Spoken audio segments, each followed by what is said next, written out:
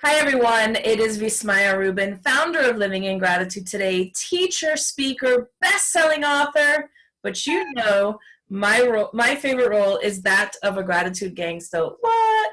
And this lady to my, what side is that? To my left, on the camera, it would be on the left, is Kathryn Hathaway. She is an amazing human being. She's part of our Living in Gratitude Today journal, and she is a money lawyer. And I think that is, people ask me, why would you have a money lawyer in your journal? And to know Kathryn and to know your brilliance. And I thought it was so powerful because when people know, like my idea was that what you teach and people know, then they have something to be grateful for. Because sometimes we don't know certain things and then we're kind of stuck in the muck. And I think it's super powerful that you're here today to share with us some things, some brilliance during this time that is a little crazy. So welcome. Interesting. I'm so happy to be here, Vismaya. Thank you so much for inviting me. It is my pleasure. I started thinking about what our conversation today would be like. Thought, Vismaya, ooh, what am I grateful for? And my mind just went on what Abraham calls a gratitude rampage. So much to be grateful for. I'm grateful that I've been able to continue to find ways to serve my clients and help new clients while working mostly from home. I went into the office today for the first time to see clients in maybe 4 or 5 weeks. Wow. I've been mostly meeting clients on Zoom, and I've learned lots of new computer tricks. It's so much fun. The technology is there. And today we decided we couldn't put off will signings anymore. We were going to have to find a good way. This is Tiger Lily. Hi. And she'll be making the rounds, literally. She comes down this side and goes across. Decided that we had to do some will signings. We have 10 or 12 clients that we've done the wills for, and we keep saying, well, it's going to get better. It's going to get better. And so we decided that we would do them outside. So I'm grateful for the spring weather. Oh my gosh, it was glorious in Tallahassee. Not here. Hot. Oh no, it was breezy and you couldn't even feel the air. And sunny, but we set up a table out under the trees. My clients were game. It was an adventure. And we did two will signings under the trees in the backyard, everybody wearing their little masks. We had cute masks and nitrile gloves, and they got to take their pens home. And it was just fun. People were happy. They were delighted to be there, delighted to be, well, adulting is just a really important thing. I can't tell you how many people over 65 don't have wills or don't have a durable power of attorney. Talk about that for a second. Like why? Yeah. So I call myself a money lawyer because I deal with things that deal with your finances, your pocketbook. So one of the things is everybody needs a good estate plan. And that means a will, a durable power of attorney, so that you have someone who can manage your affairs in the event that you can't manage them. And then we do a living will, healthcare surrogate, appointing people so that your lifetime is being managed. Because it's really tragic when people haven't made those arrangements and something happens and they're no longer able to take care of themselves. The only alternative is something called a guardianship that is an adversarial thing that happens in the courts. It's very expensive. And I used to do a lot of that kind of work and I stopped because what you're doing is taking away someone's civil rights when they didn't do anything wrong. Guardianship strips many, if not all, of people's civil rights. So I try to get people set up so that they don't have to worry about probate. So they don't have to worry about what happens to them if they can't take care of themselves? They've already walked through all those things. Everybody should have a living will. Tell your loved ones how you want your last days managed. And that's all part of the estate planning package that I do. And Are you it's able to do that virtually for somebody? almost. Okay. I can do everything but the signing virtually. And starting July 1st, the state of Florida, the legislature passed something, not even knowing that this was going to happen, where we can do virtual will signings as of July 1st. Okay. Pretty cool. Because I don't think about that with my age, I don't think about that. And I'm not married. And I was telling my brother, I'm like, this is the kind of, God forbid something happens, this is what I want. And he's like, you need to put that in writing. Like and it's something, it sounds so silly. Like my brother and I have this whole thing of when we die, exactly how we want it set up. And we want this big celebration. But at the end of the day, like there is a lot of power. And what it does is it makes the people who are grieving not have to worry about that. It takes that out of their hands. So all they really have to do is manage the other stuff, and they have the ability to grieve however they choose to, or, and I think that that's such a proactive and really a great way to show somebody how much you love them by taking that out of their hands. And it doesn't take a lot of time. I know exactly what I want. So write it down, boom, have somebody sign it. And I think that's such a great, I'm glad that you said that, because I didn't think about that, and I have to go check with my stepdad to make sure that I have all of his paperwork, that I am the power of attorney. I mean, I have some of it already handled. I do have to tell you, though, that it is important that if you're handling somebody's stuff, their things, I am not a fan of getting these forms online. The form may be okay, and very often it is not okay, but I've seen a lot of bad paperwork. And if they're not signed in a certain way with the right number of witnesses and a notary and done correctly, and every document has different requirements, they're useless.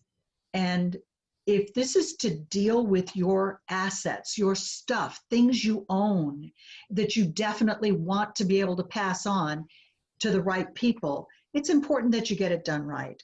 And if it costs you a little bit of money to have a lawyer make sure that it's right, at least you have someone you can sue if it's not, or your beneficiaries could sue if it's not.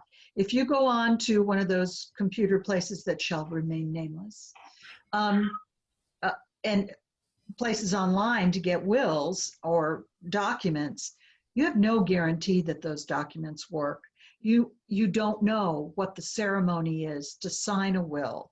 I can't tell you how many homemade wills that I have had to probate over the years that I've just had to say, look, guys, I can't prove this will. We don't have any information that makes the will valid. We're just going to have to do it like an intestate estate, which means the state of Florida says your stuff goes, not you. So it's worth it to go to a lawyer for that. And now I can do it all over the state. I can talk to people, and then in July we can do signings virtually online. Fantastic. So I'm really glad that the COVID adventure has forced me to learn ways to expand how I can serve people and who I can serve. And so that's one of the many things I'm grateful for. That and learning all the technology so that I can Zoom with my clients. And I do bankruptcy as well, which is another money lawyer. And though, it's not for everybody, sometimes it is a relief for a problem that sets people up to do their lives differently and do their finances differently in the future. And they figured out what doesn't work and how they can do it better in the future. And I love getting emails and letters or hugs on the neck. I guess we're not doing that. In the mall, when I run into clients who go, oh, everything is so fabulous. I've got a 401k and I just qualified to buy my house. And I could never have done that without what you taught me, because I don't just get rid of the debt. I do teach people how to move forward differently and have them develop a dream that they can reach for. Because just wandering out of a bankruptcy is kind of like stumbling around and directionless. And that's not good. Mm-mm. No. So lots to be grateful for here. Yeah. So any other money tips that you can share? Like I am still thinking about that whole, something as simple as creating, simple in the sense that to put that together. Now that some people have time on their hands, this is something that we get to talk about and we get to really create with our family members. And I think I'm so happy you said that, because now I need to make sure that all of those papers are ready, and I'll get mine in order too, just because I don't want to have to put that on somebody where they have to make those decisions. Or it's a very loving thing to do. I agree with you. Absolutely. And then any other things, because I know there's so much going on with money and so much going on with people and their finances, and there's worry going on. And I know that 10 years ago there was a whole different worry, and I know that there was a lot of, and I don't even want to say foreclosures coming up because I don't even want to go there, but anything you can recommend to people? Or Yes, Congress has been passing a bunch of good solutions for regular business people.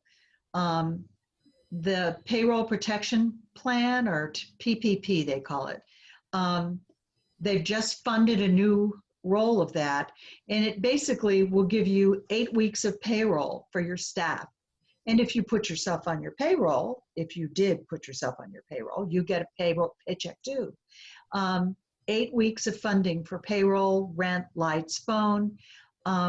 I applied because my income went way down when I couldn't get people in to sign wills. I had, tens of thousands of dollars out there that I needed to pay my staff.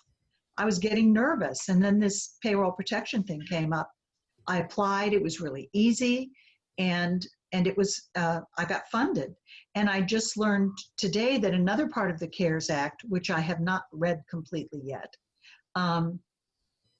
if you're having trouble paying your mortgage, call your mortgage company. There is a plan in the CARES Act where you can go without making mortgage payments for 12 months, and they put it at the end of the loan. wow. That's a hand modification. Does that add, does interest accrue during that time? Probably. Yeah, but I would rather accrue the interest and pay it at the end of the loan and be able to feed my family today than to not do that. I mean, that's a real viable thing so that my clients can keep their houses. Question for you. Is it a balloon payment at the end, or does it add the extra year on? It does not add, I think it's a balloon payment at the end. It doesn't add on an extra year.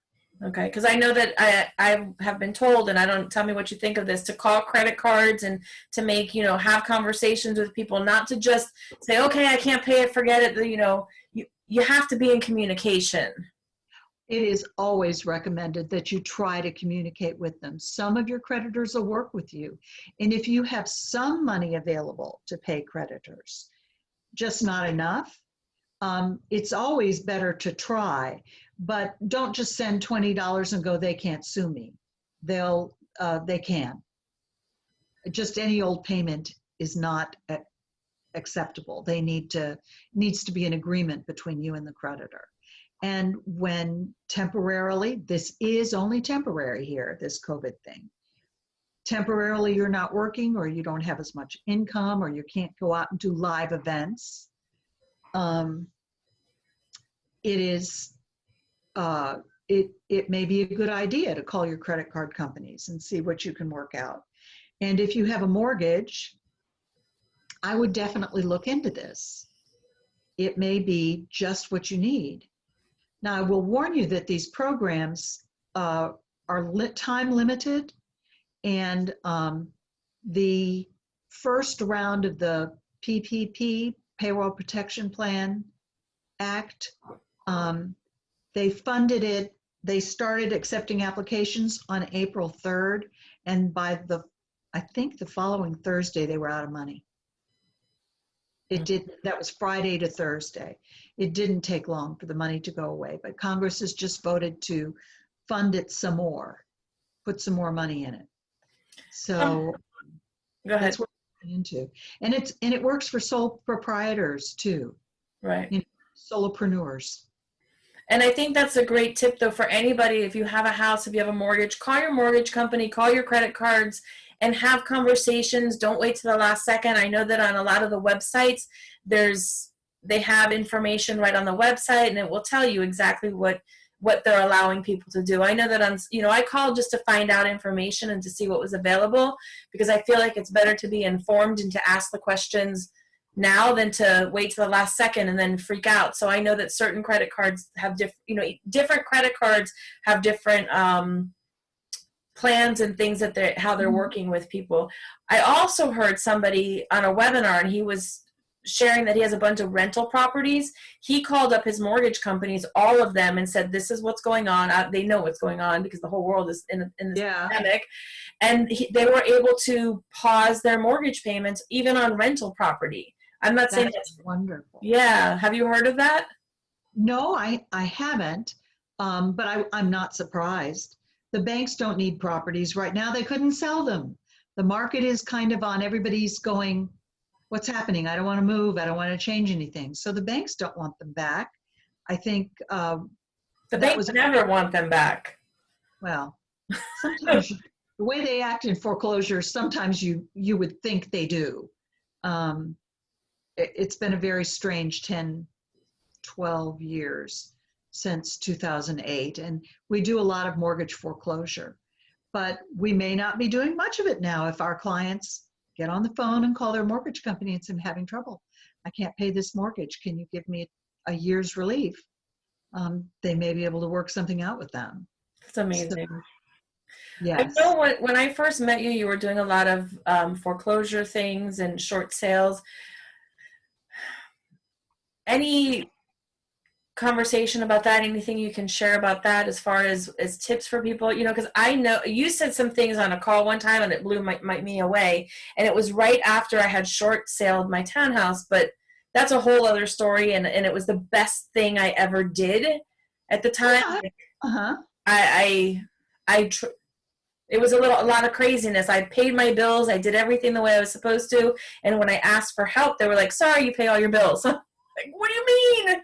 So I finally was like, that's another topic, but I short sailed, and it was the best thing. It was very hard for me to do. My ego got in the way, and I was like, oh my God, like I was brought up, you pay your bills, you do everything the right way. And then all of a sudden now I'm not going to do it.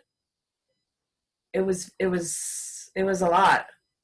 What I have seen more recently is that people try to short sell their houses and they can't get the mortgage companies to agree to the sales price. So the foreclosure goes on anyway, but it's always worth trying. And but today, values of property went up and our mortgages are going down. So I don't see as many people who are upside down in their houses.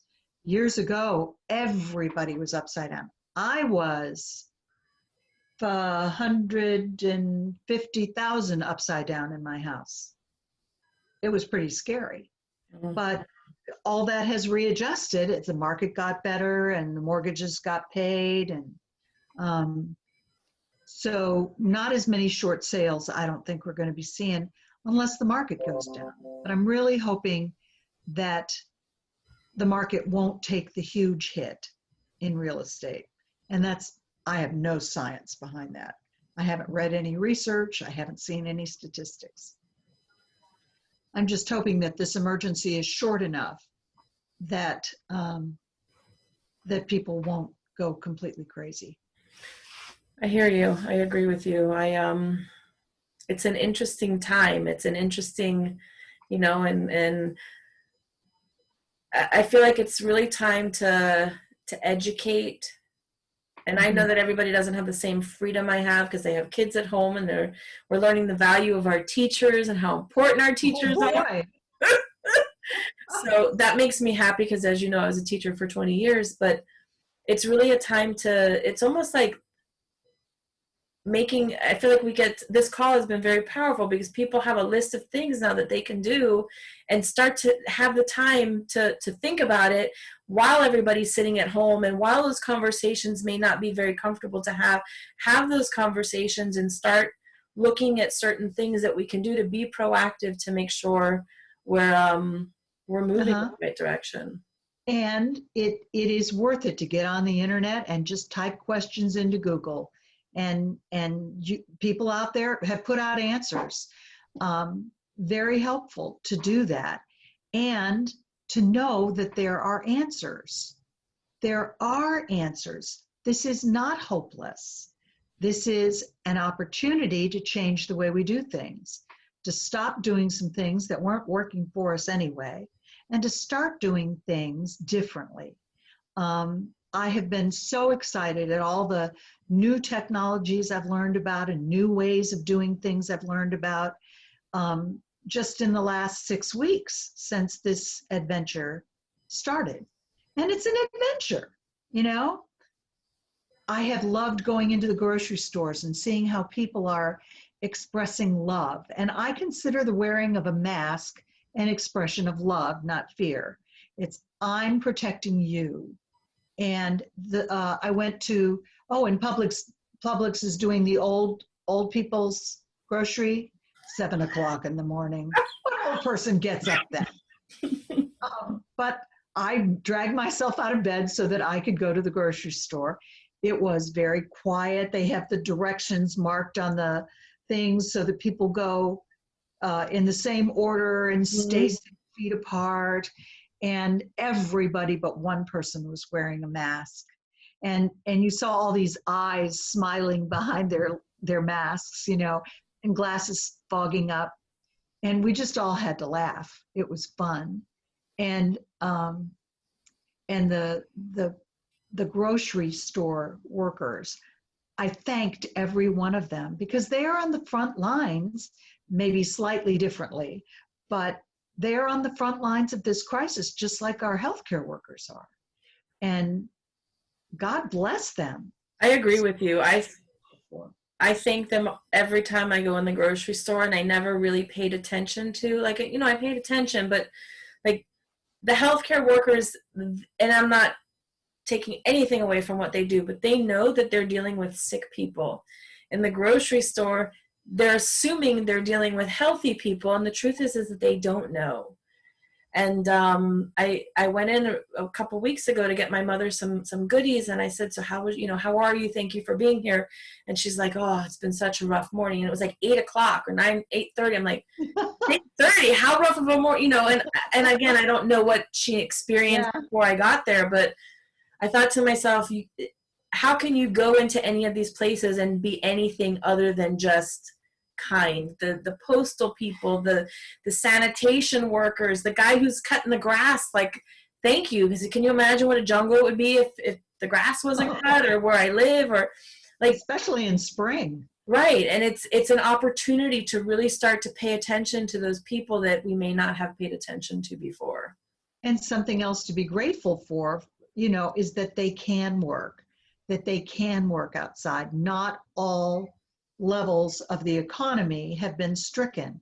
And our job for each of us in whatever situation we're in is to find a way, how can I add value to the world around me and be paid for it so that I can continue to feed my family and do the things that I need to do? And let's really get creative. We're enjoying being creative. And we can see that some of our cheese has moved. I love that book, Who Moved My Cheese? That some of our cheese is moving. So how else can I serve? Let me serve there. And opportunities are appearing, thank goodness. I agree. I'm grateful for Zoom Church. My church is doing Zoom church services, and you can see all their faces. You know, we do the gallery view, and you page along and see your friends and wave. And then I do take it off gallery view when it's time to listen to the lesson. But my church attendance is up because I don't have to go anywhere. I've heard that from a lot of people. Yeah. And they're wonderful services and, raise my spirits. And I get to wave at the people I love. I can't hug them. We're a big huggy church, unity. And, but, we can wave. It's nice to see each other. That's really sweet. I noticed that we had our Passover Seder on Zoom as well, and it was very interesting because this was the first year, I think, ever in my life that we were present.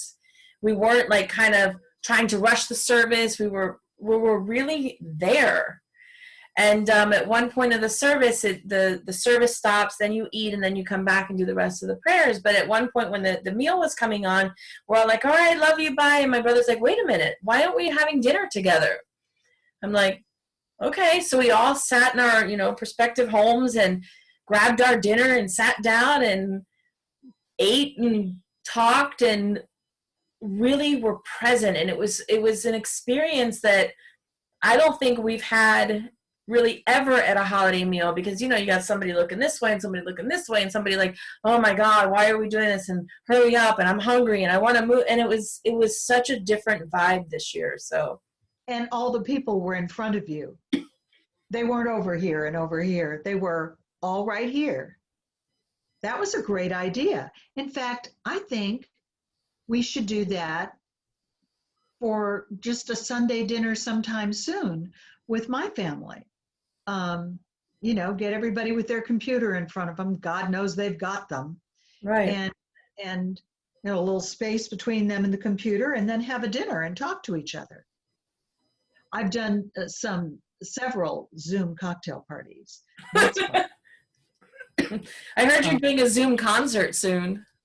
I haven't quite figured out how to do that. We tried singing together at church, and it got all cattywampus. I want to know the technology for how those church choirs and high school choirs have done some videos, and they're all in their little boxes and singing. I want to know how they do that, because I don't think a cell phone can be involved. I think it has to be a computer, because in cell phones, when you're talking, you can't hear the other person talk. So you can't hear what key they're in to sing with them or how fast they're going. I don't know, because we're both on the computer here, and I think that when one talks, it stops the other one somehow. So I'm not sure. Am I cutting you off? We haven't really talked at the same time, I don't think. Let's try. Hello? Hello, right hello. now? I can hear you. That just debunked that whole idea. Yep, next. Yeah, so I don't know, but I'm what have you been doing? What have you been doing during this coronation? I really gave myself permission to study, to learn. There are tons of free classes online, tons. So I took a 5-day class on somebody who's teaching he has a platform, and he's like, here's how you do a course, like an online course, which I had just completed. But I was like, listen, I'll take any information, I'll learn anything I can learn to take my course and amp it to the next level. So I did that. I did a class with a friend of ours, Tammy Patzer, who was talking about podcasting. Phenomenal. And I've taken a lot of little classes. Like I'm learning Canva. I learned, I jumped in. I'm going to introduce you to this person who's teaching Canva. That's amazing. So I've taken the time to slow down. I started a 30-day gratitude challenge because truthfully, I needed to really amp up my practice. I was in a space in the beginning of the unknown for me drives me a little batty, and it doesn't leave me very centered. And I was thinking about that before we got on the call, really the unknown, I think, is what causes people to feel so uncertain in these times, and not knowing well, do I prepare for the next week off, or am I jumping into work tomorrow, or is it the next 2 weeks off, and I think that it leaves people off balance. So I've I've really taken the time to regroup and to really get clear on what it is my mission for this whole gratitude movement. And a lot of things have opened up for me in the past few weeks, and it's been a very powerful and empowering opportunity. Has it been perfect? No. But, with a couple of things I've implemented, like the 30-day gratitude practice was for me. I mean, I will be very clear on that. It's great because it's helping other people, but I had to do it for myself. And then I also my exercise was going to the refrigerator, like hitting the refrigerator and hitting the potato chips. And I don't normally buy potato chips because I can't have them in my house. I get you. Me too. So I started a 30-day, and today's day 11 of doing 10,000 steps a day. Like no matter what, 10,000 steps. And if it is 10 o'clock and I have not gotten them in, I will stand in front of my television and I will march in place. Like no kidding. So that has been also, so that just implementing little things have been very powerful. And now one of the other things I'm going to do is get my my paperwork handled that you were suggesting. So that's a good idea. I think rather than worrying about when you can get back to doing the other, I think the important way to look at this is now I can do this. And because we're not going to go back to the old way of doing things. It's not going to be the same as it used to be. I'm going to be incorporating more of what I'm doing right now in my regular law practice. Seeing clients by Zoom and by phone, and maybe not being in the office every day. In fact, I think my law partner thought he was going to have to dynamite me out of my house to get me. Are you ever coming back? Well, I was there today, and I will be there 3 days next week because we have will signings. We've checked the weather, so we know when we can set them up. And but I will be doing things differently. I will. And all the things that I've learned, I can still make money doing things differently. I was surprised to learn that I could sell my services and get people that I thought it was my personal presence. I thought I was that magnetic. Guess what? It's not just that. It's that, they still want to hire me. They still want what I have to offer. So I've been freed, truly freed. I could go to Colorado and visit my grandchildren for an extended period of time. And while they're in school, I could work all day long and make money and then play with them in the evenings and the weekends. I'm like in heaven.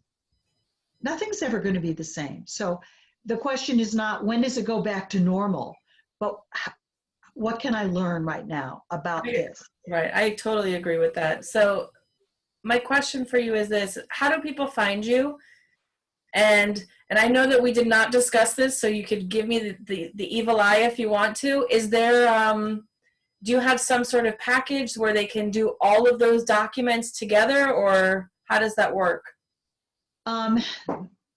I have informational things available on my website for free. It's www.hathawaylaw.net. And I'll put all of that in the notes. Okay, hathawaylaw.net, and you can get white papers on probate, estate planning, foreclosure defense, bankruptcy, Chapter 7, Chapter 13, and I don't know whether my partner has a criminal law one as well. I think my question was more of, do you have, if somebody says after hearing this video, they go, oh, wait a minute, I don't have any of my paperwork as far as my will or my documents. Do you have a package where you have all of that together where people can come in and say, I need all the things you talked about? Okay. Yes. I mean, I don't do if someone calls me and says, I just need a will, I say, oh yeah, right, you just need a will. Let's take a look at what you've got. Well, I don't have anything else, but I don't need anything else. No, we do packages. We Okay. do the will, durable power of attorney, healthcare surrogate designation, declaration of pre-need guardian, HIPAA release, and living will.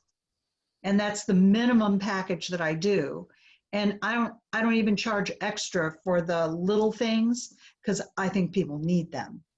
So you get them whether you want them or not. Um, and um, and they can call my office at 850-425-4700. That's 850-425-4700, and set up an initial consultation. I do charge an initial consultation fee, but for people who heard about it on the Gratitude program today, Living in Gratitude Today, I will tell my staff that if someone identifies themselves as saying that I heard, I watched Kathryn on the interview with Vismaya Rubin on the Gratitude show, they will tell you that there's no initial consultation fee. Thank you. I wasn't even suggesting that, but thank you very much. It came to me, so it must have been meant to be. Thank you. And then we can find out just what documents people need. Some people need something complicated.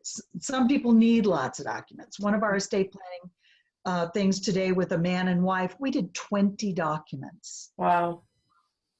That's really unusual.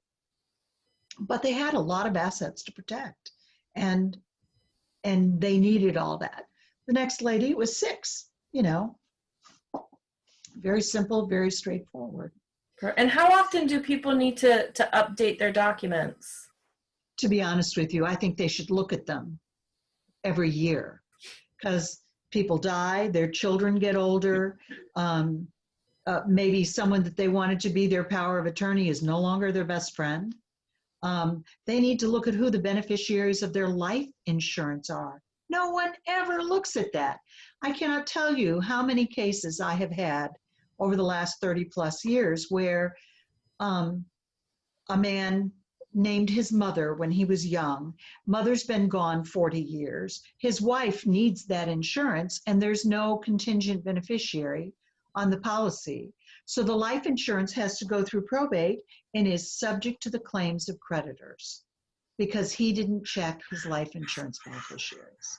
That was gold right there. That was gold. Okay, good. Everybody needs to check who's the beneficiary in their life insurance policies. Did they name beneficiaries on their bank accounts? And do not transfer your property to your children so that you can avoid probate. I have better ways of doing that. You don't want your children in charge of your stuff. You don't. It's just not good. I've seen more bad out of that than I can tell you. If you wanted to do a show of war stories sometime, I could keep you going a while. But so those are things that everybody needs to look at periodically. I write letters every year or two to my clients. What's changed? Have you looked at this? Maybe time for a tune-up. That is gold right there, because I don't think that people even pay attention to that. They don't realize it. They don't pay attention to it. I know they don't. I know they don't, because I see the results. I do a lot of probate, and I do probates for people who, if they'd had life insurance beneficiaries updated, wouldn't have needed a probate. God, that's brilliant. That is. So now on top of losing somebody, you have to deal with all that other craziness. That's awful. So that is the nugget right there. Boy, thank you. Because I didn't even think about that when we were talking, and I actually did that with my dad, my stepdad, like last year. I went through his insurances and checked everything and saw who was a beneficiary and updated things and changed things. And interestingly enough, like when this whole coronavirus thing started, I was like, I know who my beneficiaries are if something happens to me. And I was like, well, maybe I would need to change them because they're my nephews that are younger.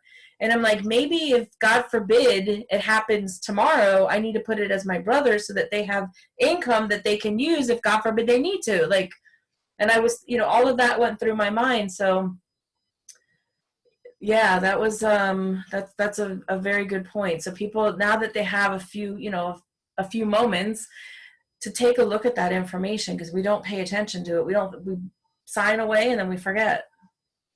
So I'm curious, where do you post this interview? Where are people going to find us? Where can I find more of your interviews?